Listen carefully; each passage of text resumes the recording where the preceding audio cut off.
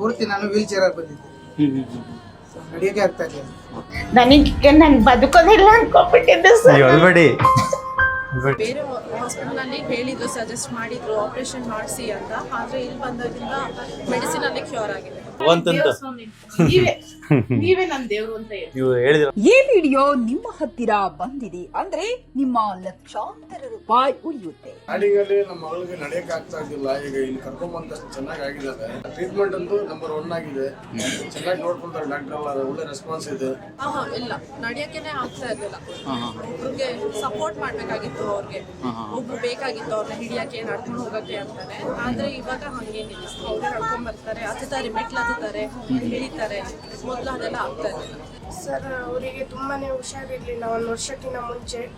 ಹಂಗೆ ಬೇರೆ ಕಡೆ ಹೋಗಿ ತೋರಿಸ್ಕೊಂತಾ ಇದ್ವಿ. ಸಡನ್ಲಿ ಹಂಗೆ ನೋವು ಸ್ಟಾರ್ಟ್ ಆದಾಗ ನೆಲಮಂಗಲಕ್ಕೆ ಹೋಗಿ BGS ಹಾಸ್ಪಿಟ್ಲಲ್ಲಿ ನಾವು ಟ್ರೀಟ್ಮೆಂಟ್ ತಗೊಂಡ್ವಿ. ಅವಾಗ ಅವರು ಹೇಳಿದ್ರು ಸರ್ಜರಿ ಮಾಡಬೇಕು ಅಂತ. ಅವಾಗ ನಾವು ಸರ್ಜರಿ ಮಾಡಿಸಿದ್ವಿ ಸರ್. ಸರ್ಜರಿ ಮಾಡಿಸಿದ್ಮೇಲೆ ಸರ್ಜರಿಗೆ ಎಷ್ಟು ಖರ್ಚಾಯ್ತು ಮೇಡಮ್? 1,60,000 ಆಯಿತು ಸರ್. ಅದು ಖರ್ಚಾದ್ಮೇಲೆ ತಿರ್ಗಾ ಏನಾಯಿತು, 1 ತಿಂಗಳು ವಾಸಿ ಇದ್ರು. ಆ ಮೆಡಿಸಿನ್ ಎಲ್ಲ ತಗೊಂತಾ ಇದ್ರು. ವಾಸಿ ಆದ್ಮೇಲೆ ಏನಾಯ್ತು, ತಿರ್ಗಾ ಸಡನ್ಲಿ 1 ತಿಂಗಳಾದ್ಮೇಲೆ ತಿರ್ಗಾ ಪೇನ್ ಸ್ಟಾರ್ಟ್ ಆಯ್ತು. ಈ ಕಾಲು ಜೋಮ್ ಇಟ್ಕೊಂಬೋದು, ಬಲಗಾಲು ಬಿದ್ಬಿಡೋದು, ಸಡನ್ಲಿ ಮಡ್ಚಕ್ಕಾಗಲ್ಲ, ಕುತ್ಕೊಳಕ್ಕಾಗಲ್ಲ, ಎದ್ದೊಳಕ್ಕಾಗಲ್ಲ, ಆ ಥರ ಆಯ್ತು. ಆ ಥರ ಆದ್ಮೇಲೆ ನಾವು ಏನು ಮಾಡಿದ್ವಿ, ತಿರ್ಗಾ ಹೋದ್ವಿ ಅದೇ ಹಾಸ್ಪಿಟಲಿಗೆ.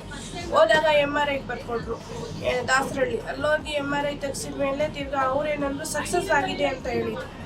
ಅವ್ರು ಹೇಳಿದ್ಮೇಲೆ ನಾವು ನಂಬ್ಕೊಂಡ್ವಿ. ಡಾಕ್ಟ್ರು ಏನು ಹೇಳ್ತಾರೋ ಆ ಥರ ನಾವು ನಂಬಲೇಬೇಕಲ್ಲ ಸರ್. ಅವರಿಗೆ ಗೊತ್ತಿರುತ್ತೆ ಆರೋಗ್ಯದ ಬಗ್ಗೆ ಏನಾದರೂ ಪ್ರಾಬ್ಲಮ್ ಇದ್ದರೆ ಅವ್ರು ಹೇಳ್ತಾರೆ. ಅವಾಗ ನಾವಿದ್ವು ಸರಿ ಅಂತ ನಾವು ಹಂಗೆ ಅಂದ್ಕೊಂಡ್ವಿ. ವಾಸಿ ಇದ್ದಾರೆ ಬಿಡು, ಇವಾಗ ಸಡನ್ಲಿ ಒಂದು ಆಪ್ರೇಷನ್ ಅಂದಮೇಲೆ ಆದಮೇಲೆ ಸಡನ್ಲಿ ವಾಸಿ ಆಗಲ್ಲ ಸರ್. ಟೈಮ್ ಬೇಕಾಗುತ್ತೆ, 6 ತಿಂಗಳು, ವರ್ಷ. ಇವಾಗ ಒಂದು ಮನುಷ್ಯ ನೀಟಾಗಿ ನಡಿಬೇಕು ಅಂದರೆ ಟೈಮ್ ಬೇಕಾಗುತ್ತಲ್ಲ. ನಾವು ಹಂಗೆ ಅಂದ್ಕೊಂಡು ಸುಮ್ಮನಾದ್ವಿ. ತಿರ್ಗಿ ಹಂಗೆ ಪೇಯ್ನು ಒಂದು 15 ದಿವಸ, ವಾರ ಬಿಟ್ಟು ಹಂಗೆ ಪೇಯ್ನ್ ಬರೋದು.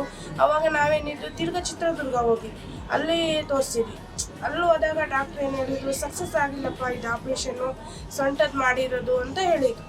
ಅದು ಓಲಲ್ಲಿ ಏನಿದೆ, ಇದು ಎಂಡೋಸ್ಕೋಪ್ ಹಾಕಿ ಆಪ್ರೇಷನ್ ಮಾಡ್ತಾರಲ್ಲ, ಅದು ದುರ್ಮಾಂಸ ಒಂದಿಷ್ಟು ಕ್ಲೀನ್ ಮಾಡಿದ್ದಾರೆ. ಆದರೆ ಅದು ಸಕ್ಸಸ್ ಆಗಿಲ್ಲ.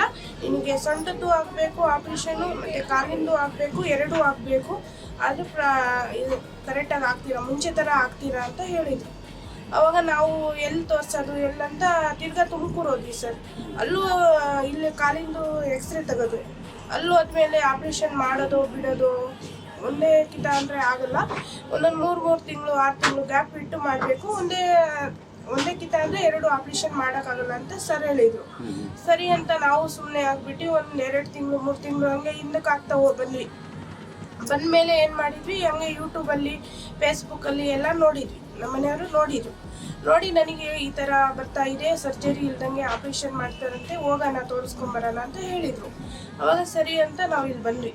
ರಾಕೇಶ್ ಸರ್ ಅವ್ರಿಗೆ ನೋಡಿಕೊಂಡು, ಯೂಟ್ಯೂಬ್ ನೋಡಿಕೊಂಡು ಚೆನ್ನಾಗಿ ನೋಡ್ತಾರೆ, ಎಲ್ಲರಿಗೂ ಟ್ರೀಟ್ಮೆಂಟ್ ಕೊಡ್ತಾರೆ, ವಾಸಿ ಆಗ್ತಾರೆ ಅನ್ನೋದ್ರೆ ಅಂತ ಯೂಟ್ಯೂಬ್ ನೋಡ್ಕೊಂಡು ಬಂದ್ವಿ ಸರ್. ಫಸ್ಟ್ ವಿಸಿಟಿಗೆ ಪರವಾಗಿಲ್ಲ, ಮಾಮೂಲು ಮನುಷ್ಯರ ಥರ ನಾವು ನಡೀತೀವಲ್ಲ ಆ ಥರ ನಡೆದ್ರು. ನಮಗೂ ಒಂಥರ ನಡೀತಾರೆ, ಚೆನ್ನಾಗಿ ವಾಸಿ ಆಗ್ತಾರೆ, ಹೋಗ್ಬೇಕು ಅಂತ ಅನಿಸ್ತು. ಎಲ್ಲರಿಗೂ ಬಡವ್ರಂದರೆ ಎಲ್ಲರಿಗೂ ವಾಸಿ ಮಾಡಿದ್ದಾರೆ ಸರ್.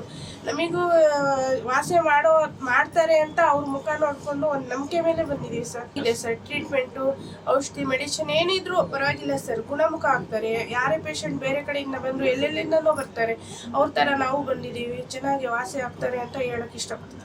ಪ್ರಶ್ನೆ ಬರುವಾಗ ಒಂದು ಸ್ವಲ್ಪ ವಾಸಿ ಆಯಿತು. ತಿರ್ಗಾ ಇನ್ನೊಂದು ತಿರ್ಗಾ ವಾಸಿ ಆಯಿತು. ವಾಸಿ ಆದಮೇಲೆ ತಿರ್ಗಾ ಒಂದು 4 ತಿಂಗಳು ಬಿಟ್ಟು ಒಂದು ಸ್ವಲ್ಪ ನಾವು ಹಂಗೆ ಕೆಲಸ ಮಾಡಿ ಮತ್ತೆ ಬಲ್ಗಾಲ ಹಂಗೆ ನೋವು ಸ್ಟಾರ್ಟ್ ಆಯಿತು. ಈಗ ಒಂದು 5 ದಿವಸ ಏನೋ ಅಡ್ಮಿಟ್ ಆಗಿದ್ವಿ. ಪೂರ್ತಿ ನಾನು ವೀಲ್ ಚೇರಲ್ಲಿ ಬಂದಿದ್ದೆ, ನಡೆಯೋಕೆ ಆಗ್ತಾ ಇರಲಿಲ್ಲ. 5 ದಿವಸ ಇಲ್ಲಿ ಅಡ್ಮಿಟ್ ಆದಮೇಲೆ ಕ್ಲಿಯರ್ ಆಗಿ ವಾಸಿ ಆಗಿದ್ದೀನಿ. ಅಂದರೆ ಒಂದು ಸ್ವಲ್ಪ ನೋವಿದೆ, 1 ತಿಂಗಳು ಟ್ಯಾಬ್ಲೆಟ್ ತಗೊಂತ ಹೇಳೋದು. ಯಾವ ಕಾಲ ಸರ್? ಬಲಗಾಲ. ಈಗ ಸ್ಟ್ರೈಟ್ ಮಾಡೋಕ್ಕಾಗುತ್ತಾ? ಹಾಂ ಆಗುತ್ತೆ. ಓಕೆ, ಮೊದಲು ಈ ಥರ ಮಾಡೋಕ್ಕಾಗ್ತಿರ್ಲಿಲ್ಲ? ಆಗ್ತಿರಲಿಲ್ಲ, ಫುಲ್ ಬಿದ್ದೋಗಿತ್ತು ಕಾಲು. ನಡೀತೀನಿ, ವಾಕೆಲ್ಲ ಮಾಡ್ತೀನಿ. ಇಲ್ಲಿ ಕೂಡ ಟ್ರೀಟ್ಮೆಂಟು ಚೆನ್ನಾಗಿದೆ ಅಂತ? ಚೆನ್ನಾಗಿದೆ. ಆಪ್ರೇಷನ್ ಆಗಿದೆ ನನಗೊಂದು, ಮತ್ತೆ ನೆಲಮಂಗಲದ ಹತ್ರ. ಅಲ್ಲೇ ಆಪ್ರೇಷನ್ ಆಗಕ್ಕಿಂತ ಮುಂಚೆ ಇಲ್ಲಿ ಗೊತ್ತಿದ್ರೆ ನಾನು ಅಲ್ಲೇ ಆಪ್ರೇಷನ್ ಮಾಡಿಸ್ಕೊಂತ ಇರಲಿಲ್ಲ. ಆದ್ಮೇಲೆ ಸರ್ಜರಿ ಆದ್ಮೇಲೆ ಇಲ್ಲಿ ಗೊತ್ತಾಗಿದೆ ನನಗೆ. ಆಮೇಲೆ ಇನ್ನೊಂದು ಸರ್ಜರಿ ಮಾಡಬೇಕು ಅಂತ ಹೇಳಿದ್ರು ಅವರು, ಹ್ಮ್ ಹ್ಮ್ ರಾಡ್ ಹಾಕ್ಬೇಕು ಅಂತ ಹೇಳಿದ್ರು ಬಲ್ಗಾಲಿಗೆ. ಹ್ಮ್ ಹ್ಮ್ ಅಲ್ಲಿ ಬೇಡ ಅಂತ ಕ್ಯಾನ್ಸಲ್ ಮಾಡ್ಕೊಂಡು ತಿರ್ಗಿ ಇಲ್ಲಿ ಬಂದು ತೋರಿಸಿದ್ರು.